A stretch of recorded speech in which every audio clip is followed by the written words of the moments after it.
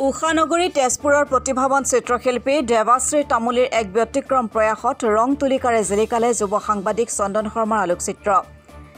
দেৱাশ্ৰীয়ে কলিকতাৰ পৰা ফাইন আৰ্টছৰ ৰত্ন বিশাৰদ লোৱাৰ লগতে North East pride award for best female artist of the year বঁটা পাবলৈ সক্ষম হৈছে। এগৰাকী 25 বছৰীয়া প্ৰচাৰভিমুখ প্ৰতিভাৱান চিত্ৰশিল্পী নাম দেৱাশ্ৰী তামুলী।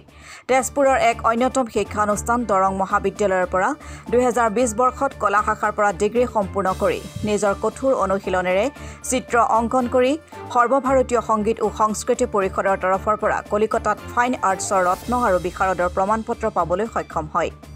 তেজপুৰ দ পৰ্বতীয়াৰ নিবাসী বিষ্ণুজ্যোতি তামুলী আৰু মিজু তামুলীৰ সুকন্যা দেৱাশ্ৰী তামুলীৰ হাতৰ পৰশত পোনপ্ৰথমবাৰৰ বাবে বহু চেষ্টাত অসমীয়া জাতিৰ স্বাভিমান ফুলাম গামোচাত ৰং তুলিকাৰে জিলিকাবলৈ সক্ষম হ'ল জামুগুৰিহাটৰ যুৱ সাংবাদিক চন্দন শৰ্মাৰ আলোকচিত্ৰ। যুৱতীগৰাকীৰ এনে সুপ্ত প্ৰতিভাৰ বাবে তেজপুৰৰ মাজগাঁৱত জোনাক পল ইনিচিয়েটিভ প্ৰাগজ্যোতিষাৰ উদ্যোগত অনুষ্ঠিত হৈ যোৱা পৰম্পৰাগত জাতীয় সাজপাৰৰ সৌন্দৰ্য প্ৰতিযোগিতাৰ বিশাল মঞ্চত North East pride award for best female artist of the year বঁটা পাবলৈ সক্ষম হয়। যুৱতীগৰাকীয়ে ছবিৰ ক্ষেত্ৰত কোনো ধৰণৰ শিক্ষা পৰিয়ালৰ সহায় নোপোৱাকৈয়ে কঠোৰ অনুশীলনেৰে আগুৱাই যোৱাৰ চেষ্টা অব্যাহত ৰখাৰ লগতে এখন আৰ্ট স্কুল খোলাৰ উপৰিও আন্তঃৰাষ্ট্ৰীয় পৰ্যায়ৰ চিত্ৰশিল্পী হোৱাৰ সপোন মনত পুহি ৰাখিছে। প্ৰতিভাৱান চিত্ৰশিল্পী দেৱাশ্ৰীলৈ আমাৰ ফালৰ পৰাও থাকিল অলেখ শুভকামনা।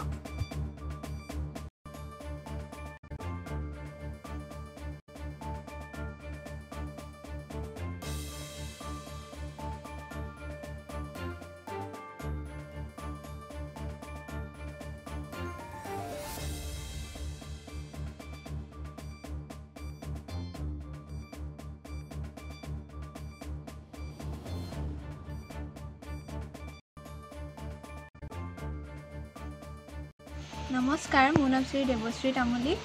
হয়, তুমি চিত্ৰশিল্পীৰ লগত কেতিয়াবা জড়িত হৈ আছা? মই এনেই সৰুৰ পৰাই ছবি আঁকো, কিন্তু মানে 2022 চনৰ পৰা মানে চিৰিয়াছ হৈছোঁ আৰু মানে চিত্ৰ জগতত কিবা মানে আৰ্ট ফিল্ডত কিবা কৰিবৰ কাৰণে। তুমি চিত্ৰশিল্পীৰ জগতত যেতিয়া প্ৰথম ভৰি দিছা, তোমাক প্ৰেৰণা বা সাহস হিচাপে কোনে বেছি ছাপোৰ্ট কৰিছে? মায়ে দিছিলে আৰু মানে ইমান কোনো ছাপোৰ্ট কৰা নাছিলে। মানে আৰ্ট ফিল্ডত মানে আপোনাৰ নাই বুলি ভাবে, স্কোপ নাই বুলি ভাবে, সেইটো কাৰণে ইমান এটা নকৰে আৰু এতিয়া চাওঁ আৰু কৰি। এতিয়া ভৱিষ্যত পৰিকল্পনা কিবা লৈছা নেকি? ভৱিষ্যতেতো এতিয়া আৰ্ট স্কুল এখন খোলাৰ আছে মন, আৰু আন্তঃৰাষ্ট্ৰীয় পৰ্যায়ত মানে যাবলৈ মন আছে, ইণ্টাৰনেশ্যনেল আৰ্টিষ্ট হ'ব মন আছে। আৰ্টৰ জৰিয়তে তুমি মানে বিশেষ ৱৰ্ল্ড ৰেকৰ্ড বা তেনেকুৱা ষ্টেট লেভেলত তেনেকুৱা কিবা সপোন আছে? তেনেকুৱা চাওঁ কি কৰিব পাৰোঁ আৰু তুমি কি আৰ্ট কৰা এনেই? মই চব কৰোঁ, আপোনাৰ ৱাটাৰ কালাৰ, এক্ৰেলিক, মানে মোৰ মিডিয়াম মানে পেইণ্টিংটোৱে বেছি কৰা হয়। আচ্ছা আচ্ছা। হয়, এবাৰ তুমি পোনপ্ৰথমবাৰৰ বাবে তুমি গামোচাত এখন চিত্ৰ অংকন কৰিছা, কি ক'বা? চিত্ৰ অংকন কৰি ভালেই লাগিলে। এইখন মানে চাৰ্ফেচটো আপোনাৰ কাপোৰ হয় ন, ইয়াত অকণমান প্ৰব্লেম হয় যেনেকৈ ধৰ আপোনাৰ কাগজত বা কেনভাছত উঠাওঁতে ধৰ ইমান এটা প্ৰব্লেম নহয়। এইখনত মানে কাপোৰত মানে অকণমান প্ৰব্লেম হয়, কালাৰটো মানে বিয়পি যায়। আচ্ছা আচ্ছা।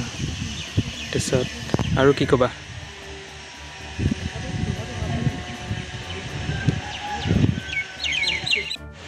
বহুত দিনৰ পৰাতো মই ছবি আঁকি আছিলোঁ। 2022 চনৰ পৰাই মই ছ'চিয়েল মিডিয়াত দি আছিলোঁ।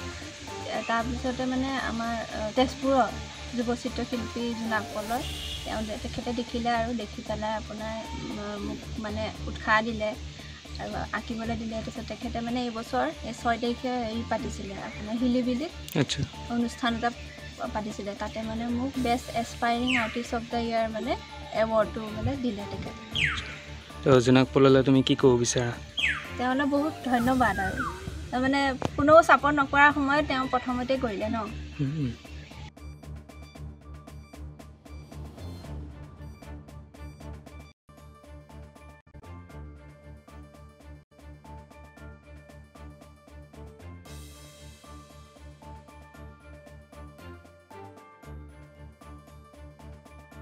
তেজপুৰৰ পৰা চন্দন শৰ্মাৰ ৰিপৰ্ট, অসম টুডে।